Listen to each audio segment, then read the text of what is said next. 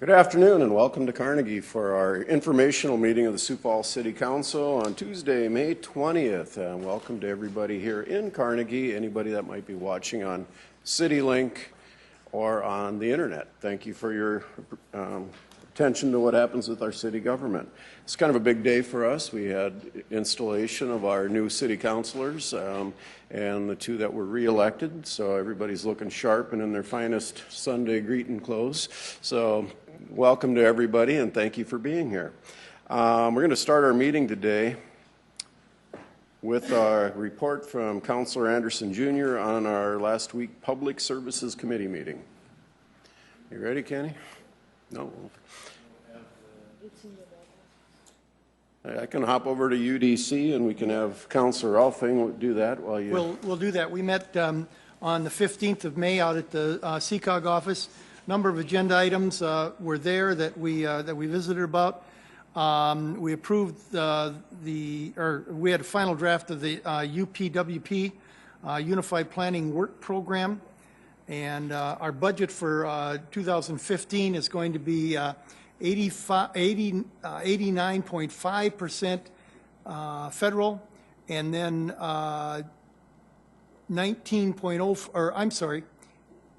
80.95% is federal, and 18.05% is local. So that'll be the split for the things in 2015. We also talked about the transportation improvement TIP program participation, and Amber Gibson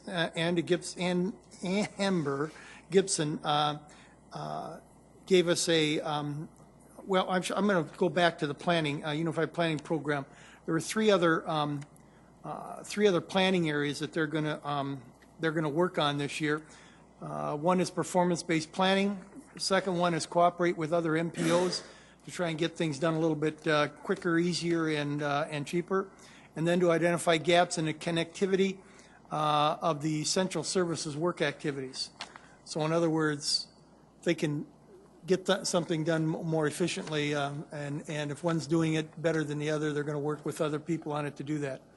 And then some work activities they're working on that they'll be working on in 2015 is they're going to hire a consultant to look at long-range transportation in the MPO, personnel services, and then capital resources budget. The budget is $1.4 million for our MPO, of which oh, wait a minute, let me check one other note here. Is $1.45 million, of which about 1.3 is Sioux Falls, is budgeted for Sioux Falls. So that's good news.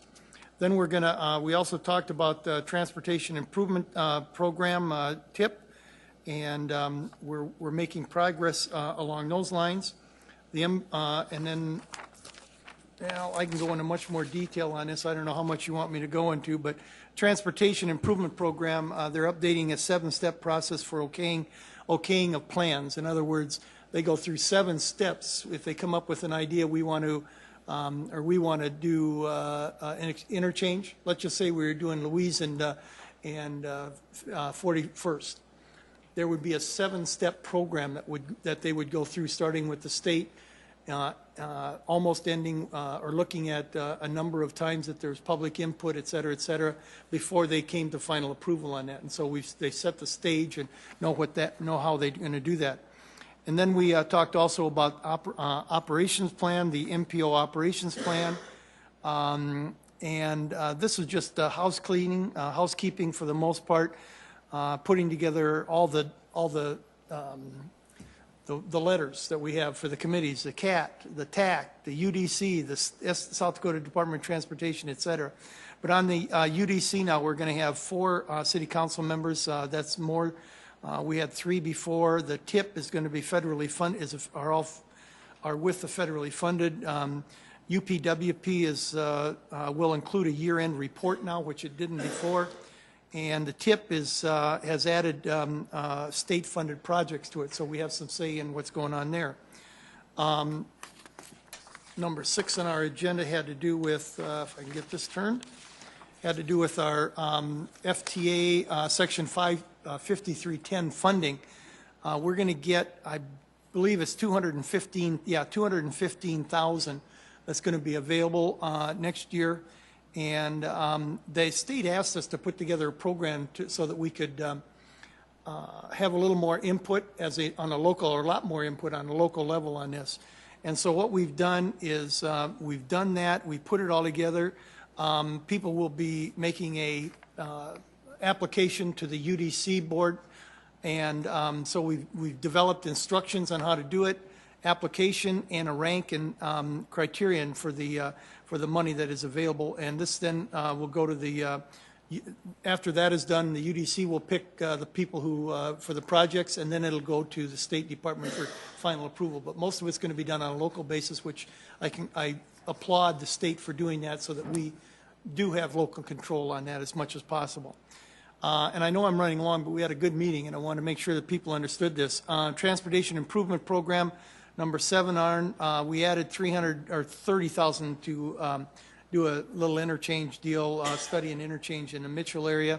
Last one has to do with the bike trail extension from the final project, one of the final projects on there. They changed the wording to reflect the project will not extend to Great Bear this time, to make sure that people knew that. It's going to go from about Lean Park out to the interstate, and a little bit past that if they can. But that's about as far as it's going to go now. Then it'll be another year or so before it gets all the way out to Great Bear. So we had a lot done. They have good people out at CCOG that help us with this stuff, and it makes it real nice to be able to go through that and know what's going on and help with those decisions. Thank you, Councilor Rolfing. You know, I did a year on the Urbanized Development Commission also, and I don't think most of the people in Sioux Falls probably have a good idea of what the whole scope and formation and what actually happens there. And it is a huge organization, and it deals with a lot of federal money, and yep. It involves the counties, the rural communities around Sioux Falls, and it's great that we have representation on there, and maybe someday we'll talk about incorporating a little bit more discussion about what UDC is and how our membership, because we truly are members in that, Let me give you just, can I just give you a quick idea of something that kind of affects everybody, or that did? About 2 years ago now, we were talking about, we had to put up the first sound barriers on Interstate 29 out there by Good Sam and that mile area or so. And the state guys came in and said, we're going to put up the sound barriers, here's what they're going to look like. And a couple of us said, you know, we really don't like the idea of it just being a cement wall going through there. That's all they were going to do. No decoration, no nothing, cement wall. And it looked like we were running through a tunnel in Sioux Falls. So we said, we're not going to approve this the way it is unless we get some input and we get some color or something that is a little more distinctive Sioux Falls. And there was very little, if any, price difference for what we have now, which is a nice quartzite, which matches up on 12th Street. And with that kind of input, we got it done.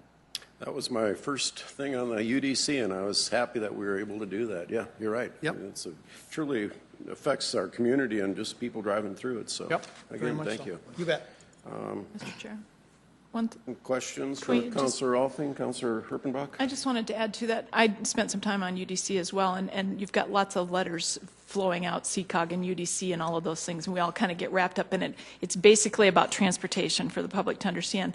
The other piece, though, that I think we need to remind folks is that because Councilor Kiley is not technically a citizen and on the citizen version of that board anymore, there is an opening on that board, and I was just cleaning up emails. We were going into this meeting and ran across that press release. And so just a reminder that if folks are interested in transportation issues in the Sioux Falls area and the counties around us, it's a great place to be, and I'd encourage folks to contact, again, it's CCOG, it's the SECOG, Southeastern Council of Governments, and they're in the phone book or online. So if you're interested, I'd say jump in there. It's a great place to learn more and to have a voice in transportation issues. Right on Burnside and Western. Any other questions for Councilor Rolfing on the CCOG, on the UDC meeting? Chair, Councilor. I would just follow up with that. My position is vacant now on the Citizens Advisory Committee, and Councilor Erpenbach is correct. You can go to actually Sioux Falls MPO, and it'll take you to the same location. You can see all of the committees, the Citizens Advisory Committee, the Technical Advisory Committee, as well as the UDC, which we are now sitting on as well. but that there is a vacancy, and it is a great way to get involved in your community. Thank you. Anybody else? Okay, we kind of were scrambling around here for a while because of we had a busy afternoon since 2 o'clock and a lot of information to get here, and I think everybody's organized now. It took right up to 4 o'clock to get us here, but Councilor Anderson Jr., a Public Services Committee meeting. Thank you, Chair. Tuesday, May 13th, we had a Public Services Committee meeting. We had 2 items on the agenda. The first one was upon ordinance review. Lieutenant Terry Mixel of the Police Department provided an update on leads online. He provided statistical information to the committee. Keith Allenstein, Assistant City Attorney, provided information on the process of serving and seizing property. We also had discussion from a couple members of businesses that are inside the program, and that's where that issue ended. The second agenda item was fee increases for fire prevention permits and licenses. Dean Lanier, Fire Marshal, reviewed the fee schedules for permits and licenses. Mr. Lanier noted that fees have not been updated since 2007, and the fee increase will be around 15%. The increase will just offset doing business for our firemen. At that point in time, there was a short discussion by the committee members, and then a motion was made to adjourn. Questions for Councilor Anderson? All righty then.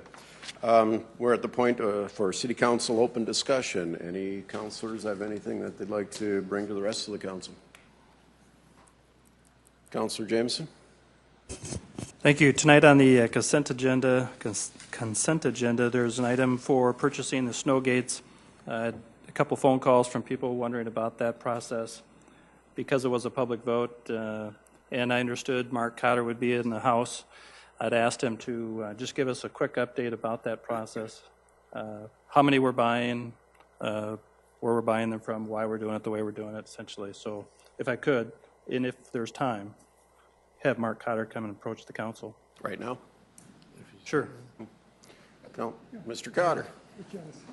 He was aware of the, so I'm not surprised at him too much. Good evening, Council Chair and Council members. Mark Cotter with the Office of Public Works. We did just bid the snow gates. We bid 32 of them. We had 4 bidders. The low bidder is a equipment provider here in Sioux Falls called Titan Machinery. I know that there's been some talk that they're Henke gates. Why didn't we just buy them directly from Henke? And through the public bid process, Henke did also bid, but they also have dealers set up like RDO, the John Deere dealership here, Titan. And so anyway, we do have a good bid, and we are moving forward. We also, as a part of that bid, ordered some spare parts, cylinders, things of that nature. And so the average cost came up to just over $6,700 a piece. And then we'll take delivery on them. Then they'll be, we'll get those mounted when we get our blades in town. And so that is on the consent agenda. Any other questions or comments you'd want me to address? Questions for Mr. Cotter? Councilor Rolfing? Are you going to be able to give us something later on after, in a month or so about what the actual cost was for this winter? I know you gave us kind of a preliminary one a little earlier, but I don't think, snow hadn't been done. We got one more snow and that kind of thing. I'd just like to know, and I think the people of Sioux Falls would like to know exactly, as close as possible, how much they're going to cost us. Not just in $6,700 a piece, but what increase in labor and fuel and that kind of thing. Well, we've got the total winner's cost, and this last year, let me get back to you on that, because remember, one of the things we said was this is the winter where we were only really utilizing them to train, and so we didn't calculate true cost on using them this year. We did that for the previous 3 years.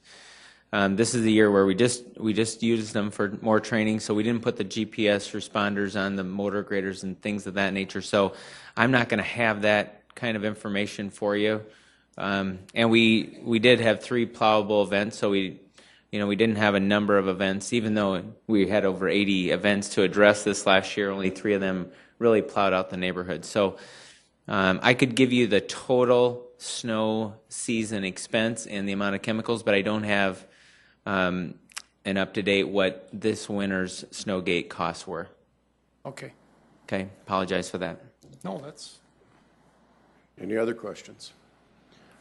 Just so I understand, or to clarify, Mark, how many bidders did you have to provide? We had service? 4 bidders. And one of them was the manufacturer. One of them was the manufacturer, and they were actually the high bidder. And so they came in at about $230,000, and the low bidder was just over $215,700. Okay. So, okay. Thank you very much. thank you. Thank you, sir. Other open discussion? Councilor Anderson? Just wanted to say I had the privilege to attend the Colton Library Open House on Saturday. Sioux Falls Library has a program where our smaller cities can utilize a building for a library, and we provide the services within it. Colton has built a brand new building in the middle of town, and it was just amazing. It was a great experience to go and just talk to people and how much they really appreciate the program. And that's just one of the things I've always said about Sioux Falls being the big brother instead of the bully on the block. And that was the one thing I really heard from the people out there. So it's just one of those great programs that we never really talk about that I finally got to experience. And I would encourage all of you to stop in and say hi. They'll keep you for a while. Thank you, Councilor. Councilor Jameson? Yeah, one last item. Last week, during the cool weather that we had, I had received a phone call from somebody that brought me aware of an ordinance that we have that requires landlords and individuals who rent property to provide heat to their tenants through a certain part of the year. And with the unusual cool weather we had, some of the landlords have turned off their boiler systems. And talked to one landlord, and one waits until June 1st to turn it off because then you're kind of really through it. But apparently it is an expense for these landlords to hold this heat on all the time. Anyway, it might be worth considering. If you're okay with it, I would like to review that ordinance and maybe talk about that timeline. Global warming and everything has kind of changed in reverse or something. But either way, I thought we could just maybe look at it again. Obviously, the landlords were following the ordinance, and by their own accord, through a little pressure, they came back and turned on the boilers again. But it's quite a process in some of these older buildings to turn off the boiler systems and drain them. And they do that every year anyway, but maybe we just need a couple more weeks on one side or the other so that the tenants are still protected with heat. So if you're okay with it, I'd like to find that ordinance and maybe just tweak it a little bit. Nothing crazy, but just a little bit. Would you like to take that to a committee? Do you have an idea for a committee? I just remembered it sitting here, so I would say if you want to go to land use or public services, I'm okay with wherever. Or I can just bring it to you. It's not that big of a project, too. I guess I'd like to take it to the committee first. And I think public services would be an appropriate place for it. So why don't we take it to put it as an agenda item for our Public Services Committee. We'll let Jim David make sure that gets copies of the ordinance and such to everybody and brought to our next Public Services Committee meeting. So, okay. Very good. Thank you. Any other public open discussion? I have a couple of things if I could. Did you have something? I just wanted to make one comment, if I Yeah, could. Just one comment. I just wanted to thank Councilor Jameson for asking Mr. Cotter to be here this afternoon so that we could kind of process that Snowgate thing before we're down at the line at 7 o'clock. I appreciate having that conversation ahead of time. I appreciate Mark being here as well. So I just wanted to thank you, Greg. I appreciate it. Okay. Thank you. Saturday was kind of a busy day for a lot of us, I guess. I know at least 3 of us were at Armed Forces Day, 4 of us. Councilor Staggers, Jameson, Erpenbach, and myself were at the Armed Forces Day at the VA. Fantastic way to spend a Saturday morning in May, honoring our veterans and people that have served everywhere. We had World War II vets all the way up to brand new. They did an induction into the armed forces, Army, Air Force, and Navy of young citizens from our community. Fantastic day, and just kudos to the people that put that on and for the recognition that we provide to those people. So, great way to spend a morning. The other thing we've been hearing a little bit more and more about our railroad relocation program. So I've asked Mark Cotter to kind of, with new counselors, and it's been a while since we've discussed this, kind of come back to us at the end of June, because we're going to see probably a flurry of activity starting in July, August timeframe, so that we're ready for it, so we know what we'll be discussing, history, present, and what will happen next, where we will be going with it, what we will most likely be seeing, or what we can prepare for. So that'll be at the end of June. And just a welcome to Councilors Kiley and Councilor Erickson. Thank you for being here. It's great to have you on the City Council. So with that, we'll head into our presentations. First, we have our 2014 ambulance rate increase for rural metro ambulance, and looks like Mr. Rave with rural metro will be our presenter. Thank you, Mr. Chairman, members of the council. If you'd allow me the latitude before we begin, as the newly appointed legislative member of the CCOG Board of Directors, I appreciate the shout out today, and I think Councilwoman Erpenbach pointed out appropriately that most citizens in the city do not probably even know what CCOG stands for, and also the valuable services that it provides to the community and the surrounding communities as well. So that was a great briefing. So I'm here for the annual briefing on the rate increase process, and I believe you all have this electronically, the briefing paper that I put together, if not a hard copy. So I will not read the entire ordinance, but as set forth in Ordinance Section 43-68, annually there will be a rate increase based on the Midwest Medical CPI, not greater than 4%. This year that number was 2.9%. And that information was put together and given to the EMS authority at their last meeting. On the back, or on my back page, I just cut and pasted the rate increase as they would apply to the rates as they are today. So you can see they range from about a $16 increase on the lowest call to about $33 on the high end per call. And I thought it'd be helpful for you to understand just a little bit about the billing process for the ambulance service. We run monthly about a 60% transport rate. So of all the calls we run, and last year we ran about 15,000, a little over 15,000 calls. We only transport about 60% of those, give or take, on a monthly basis. Of those 60% that are transported, and remember that's when we would bill. We don't bill for folks we don't transport to the hospital. Of those 60% calls, we only collect 43% of those dollars. And to give you a little bit better understanding of that, let me digress just a little bit. Of those 60% that we transport, 48% of those folks are on Medicare. About 12% are on Medicaid, for a total of 60%-ish. 23% have some type of insurance, and about 17% are private or self-pay. So now, fast forwarding to that 43% collection rate, that is based on those dollars that are written off. So if we transport a person that's on Medicaid, we can only bill for what is allowed by Medicaid. We have to write the rest of that off. The same with the folks that certainly have agreements with insurance companies that would provide for some deductions from a full charge, and then folks that are private pay. have a fairly poor collection rate, that either choose not to pay or simply have no means to pay their bill. So that's why that reimbursement rate is so low. So it's an interesting challenge in healthcare in general, specifically in the ambulance industry that we face today. And that rate has gone down just in the last several years from a little over 50%, and right now it's currently about 43. So you can see a rate increase doesn't necessarily mean an increase in dollars. It may help be a little stopgap and stop the bleeding. So with that ends my presentation. I'd certainly be happy to answer any questions you may have. Thank you. Questions of Mr. Rave?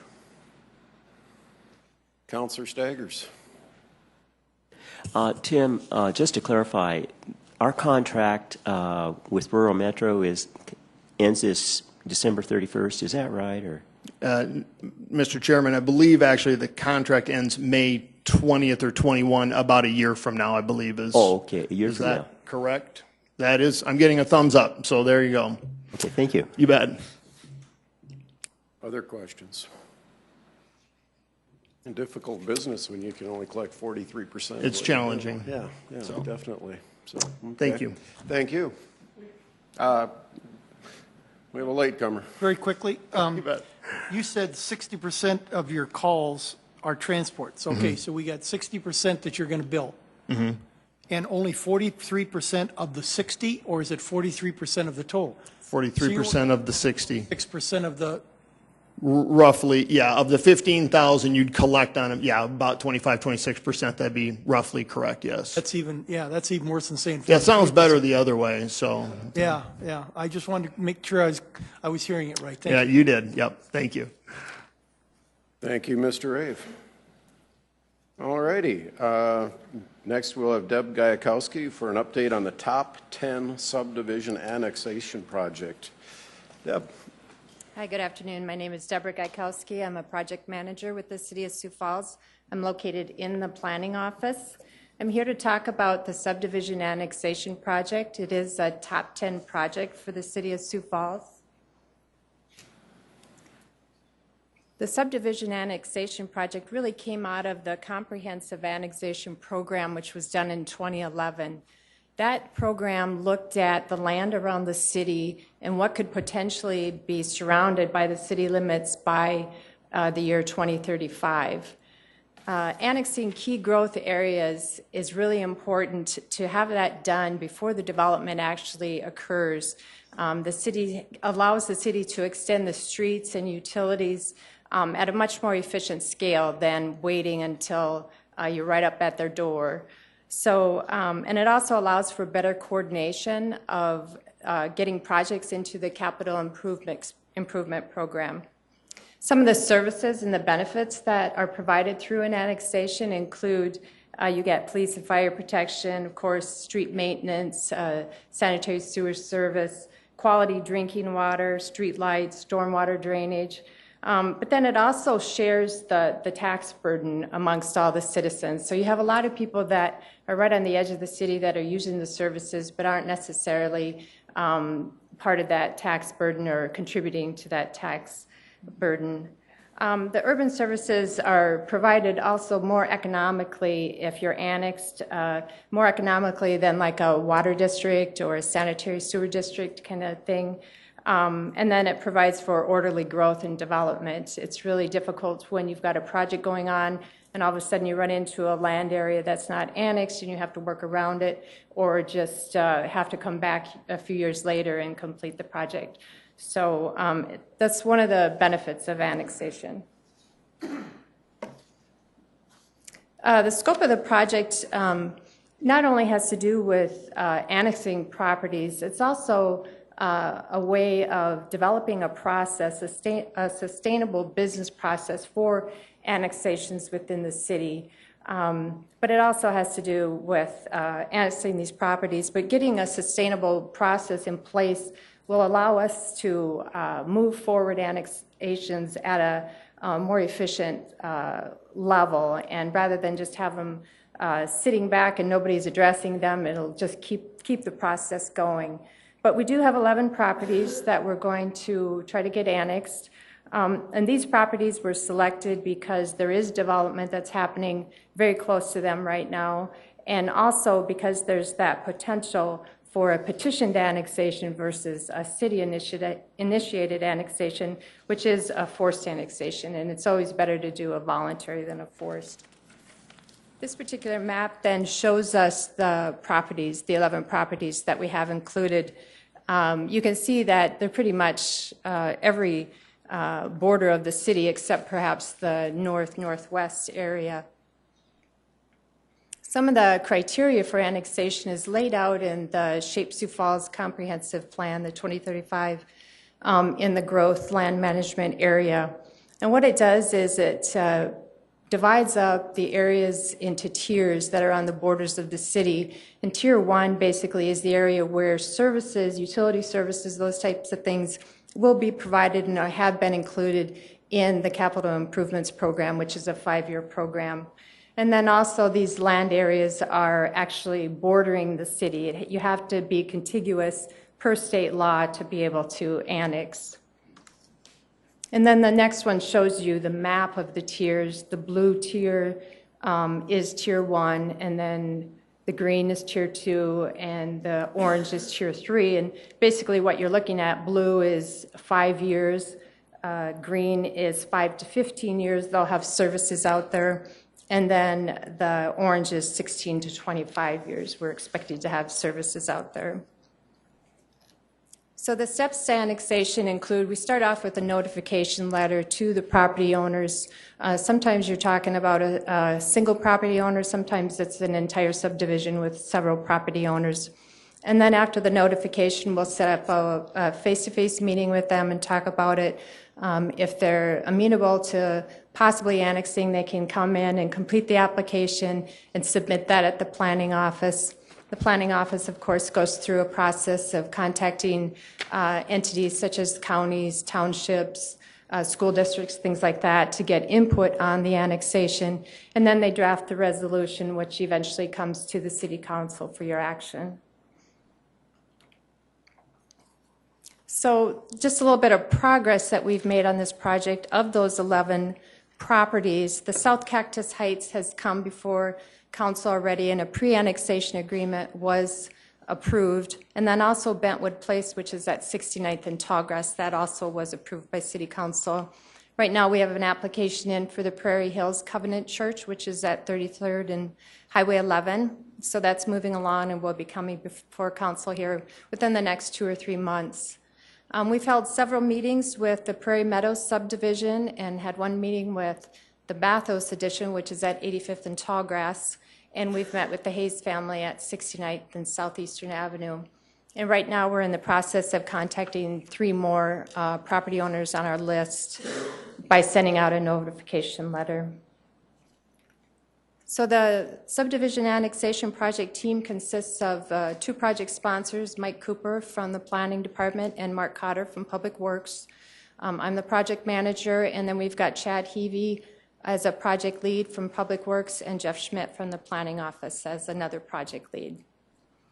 So really, all in all, our main goals with this subdivision annexation project is, of course, to move some annexations along, but to also to establish a good process that keeps the ball rolling and keeps these annexations going. I can take any questions.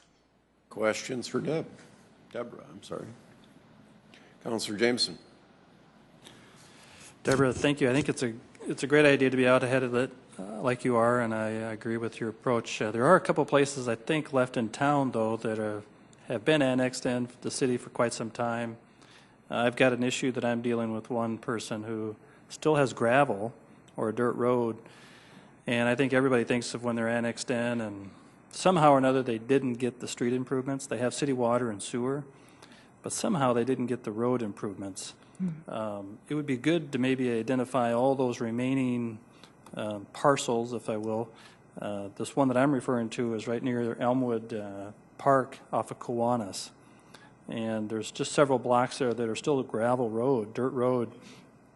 Somehow in this approach, it would be nice to maybe have all those remnants of annexations that have occurred in the past to make sure everything is you know, we're working through all those existing ones that still have a few remaining issues. Yeah, absolutely. You could do a cleanup kind of process, you bet.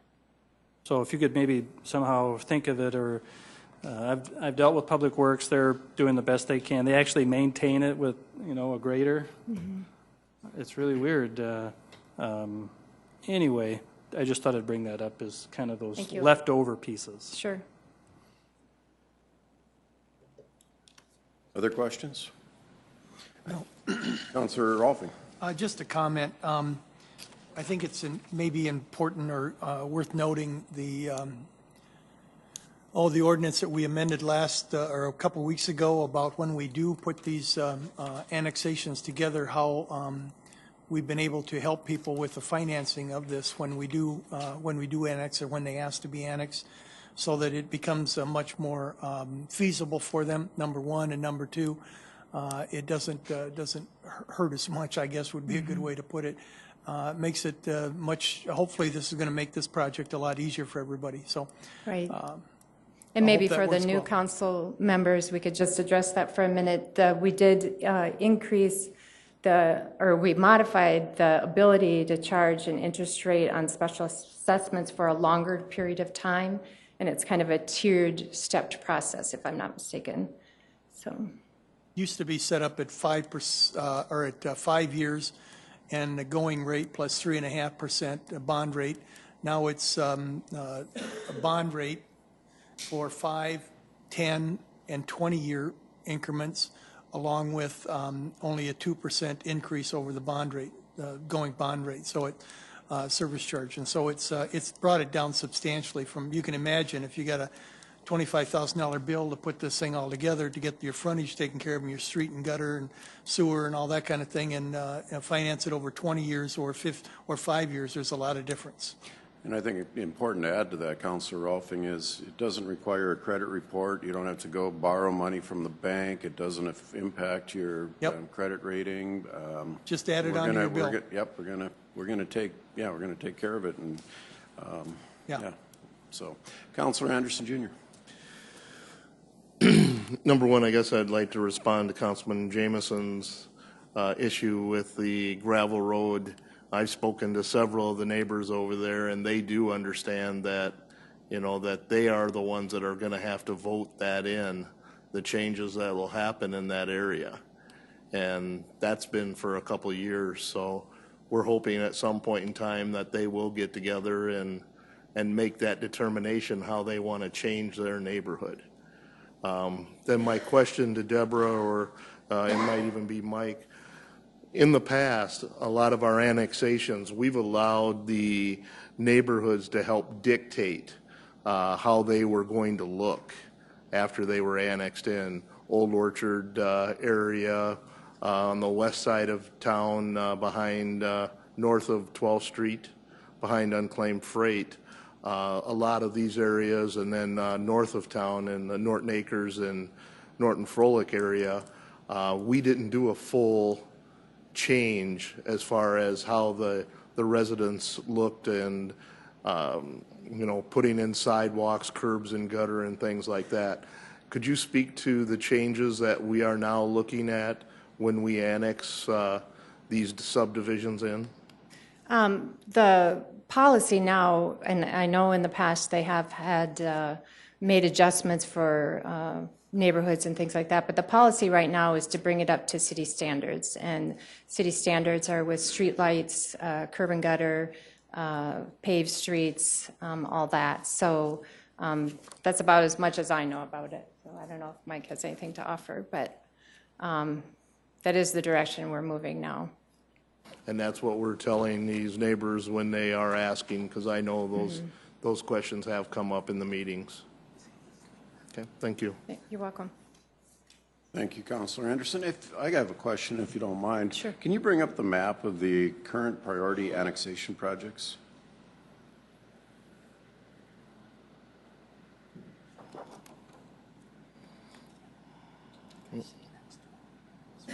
There. That one in the left corner, the Bentwood Place Incorporated, is that just like one lot? What? Yeah, a single property owner has individual lot there, yes. Mm-hmm. And that is one that was just annexed here not too long ago, I believe. How do we handle streets and that type of thing around a property like that if we can't assess them for their share? Do we do anything? Is there a reason why we would kind of grow around this one lot? I'm sure if you want to address that, Mike. Typically, we would have sufficient right-of-way to build a street without having to assess them. Just like the property on West 41st Street that you're very familiar with, that's not currently in the city limits. But that's a quarter of land, 160 acres. This looks like it's one residential lot that we never It's one annexed. holdout, and so now we've addressed that issue. That's why we're trying to fill in these little islands with this annexation program. Okay. And I'll just, as long as I'm up here, I'll just go back and the Elmwood development area. The property owners have to pay an assessment. And so if the property owners aren't willing to petition the city to pay for those assessments, that's why the streets are still gravel. But now with the new policy that the council has adopted, it might be good to go back out and approach those people and let them know at least that here's a new option that they could consider. But I think if you go around and look at the places where those street improvements are not done, it's because the property owners have not been willing to pay for the assessments. And we haven't pushed to force them to do it at this point, so. And we can't make them if they don't want to. Councilor Rolfing. Mike or Deborah, but could you explain just for the new people here too, the difference between the two types of annexations, the voluntary and the involuntary? Or So whatever it is? Certainly. We have the petitioned annexation, which is basically the voluntary annexation where if it's one property owner, it's basically just an application with a signature. If it's a subdivision, they actually sign a petition to be annexed within the city. City-initiated annexation is one where the property owners may not be in tune to being annexed, but it's very vital to the city to go ahead and annex them. So then the city kind of moves forward with the forcible annexation. And there's kind of a whole process that goes around that too. You have to do a study, and the study has to show certain elements of need for it and things like that. All righty. Anything else? Okay, we're going to move on then. Thank you very much, Deborah. To the part that everybody's looking forward to. It doesn't get any more exciting than our monthly financial report. Director Turbach, welcome.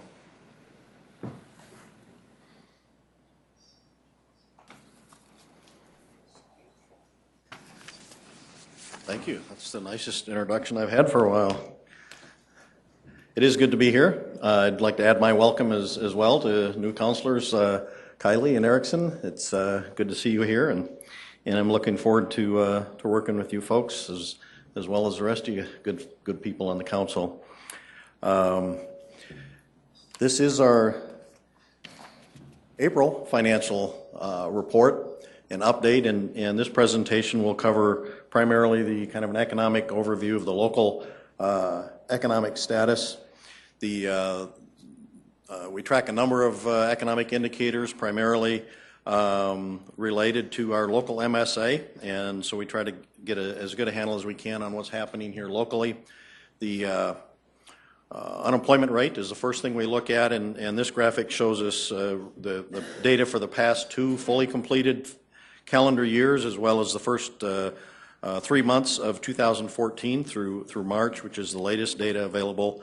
Our local unemployment rate is at 3.9%. That's ticked up slightly since the beginning of the year. We started in January at 3.7. We're at 3.8 in February, and in March at 3.9, which is exactly where we were 1 year ago in March.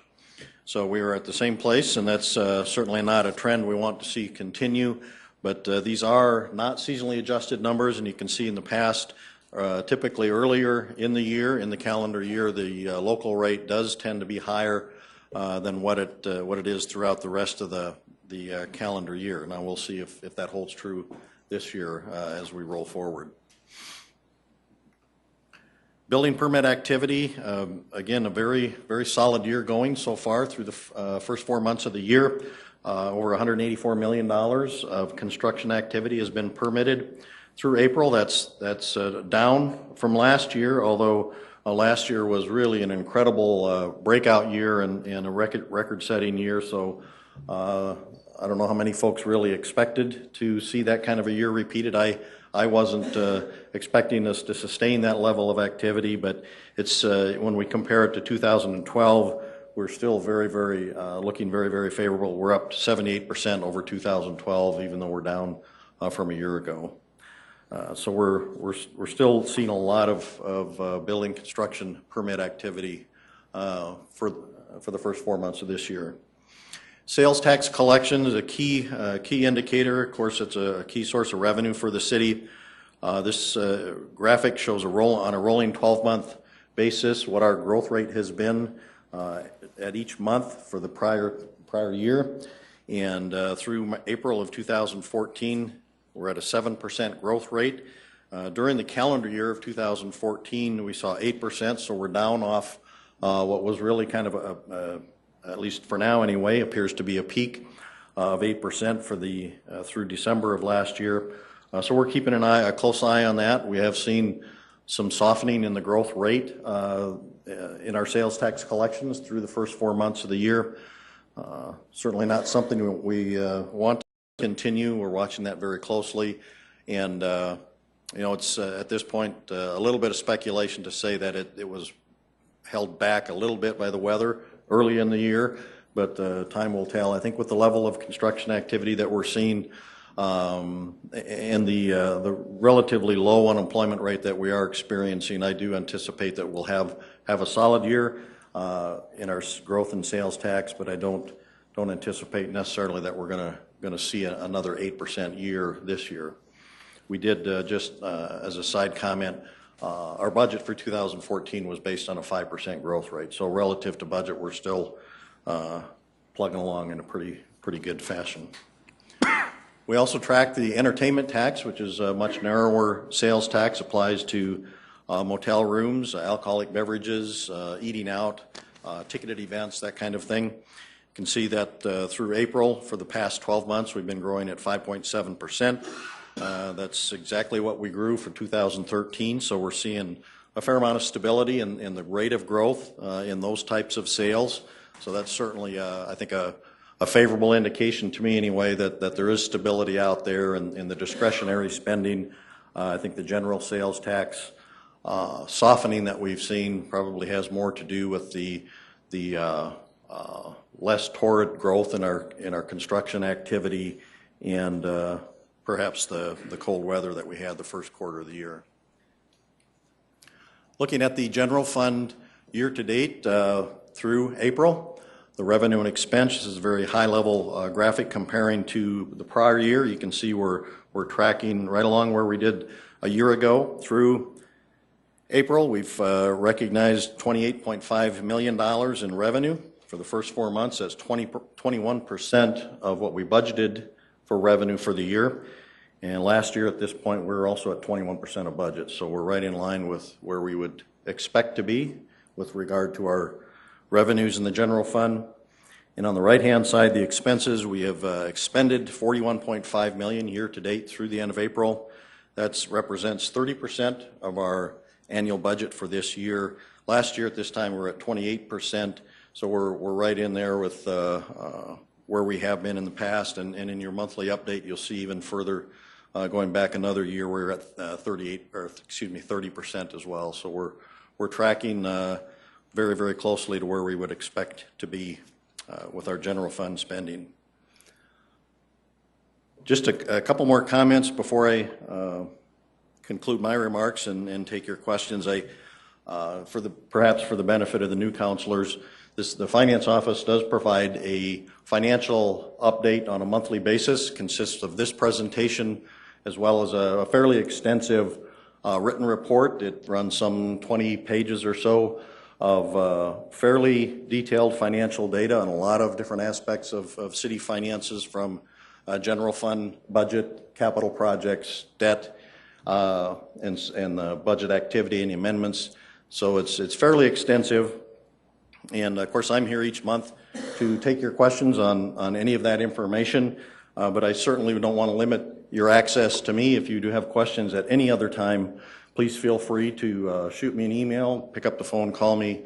Particularly for the new council members, I'd be more than happy to get together with you and meet and try to address any questions that you might have. A lot of this information is, if it's new to you, it can be a little bit overwhelming, so I would certainly offer whatever time you would like to take to address any questions or concerns that you have with regard to that financial information. Again, you get a crack at me here at the podium every month, but certainly don't consider that as your only option. What the new folks may not know is that we are implementing a new financial management system. We went live with a new software system in January, so April represents our 4th month. We've got 4 months under our belt now, and we learn something each and every month as we close the books and balance the books and generate these financial reports. So I hope we're getting better at this. I believe we are, although I will concede the timeliness of our reports isn't where we want it to be or where we expect it to be, so we do expect that to improve going forward. Would thank you for your patience to this point in this transition process, and just ask you to continue to bear with us. That is important to us, to get that information to you quickly, and again, I know the report you received today just shortly before the meeting began, so I certainly don't expect you to have had much of an opportunity to digest that, but again, please don't feel like this is the only opportunity you have to ask me questions on that. With that, I'll thank you for your attention and try to address any questions you folks have. Questions for Director Turbuck? Councilor Erpenbach. Thank you, Tracy. I did just want to let Councilor Kiley and Councilor Erickson know that one of the things that Tracy did for those of us that were new 4 years ago was we just kind of sat down and went through that report so that we could understand it. It is government accounting, and it's like nothing else. It's a whole different planet, isn't it, Tracy? But it's one of those things that was very helpful to be able to read through that and be able to analyze it a little better. So just for what it's worth. But thank you. Appreciate the report. Councilor Erickson. No, we got the light. All right, thank you. Thank you. And this may be a little premature, and sitting down with you will definitely be helpful for myself. I'm just curious as far as how the numbers compare with 2013 and 2012. I know you mentioned that we're right on track and we're right where we need to be. Are there more, that's my first question. The second question, are there certain months where maybe August we bring in a higher revenue and so it offsets some of those expenses? Because just looking at this at first sight, it looks like we're spending more than we're bringing in. So I just was curious how that's dissected, and if we're using reserves each and every month, if you could just 1 minute give me an explanation, I guess.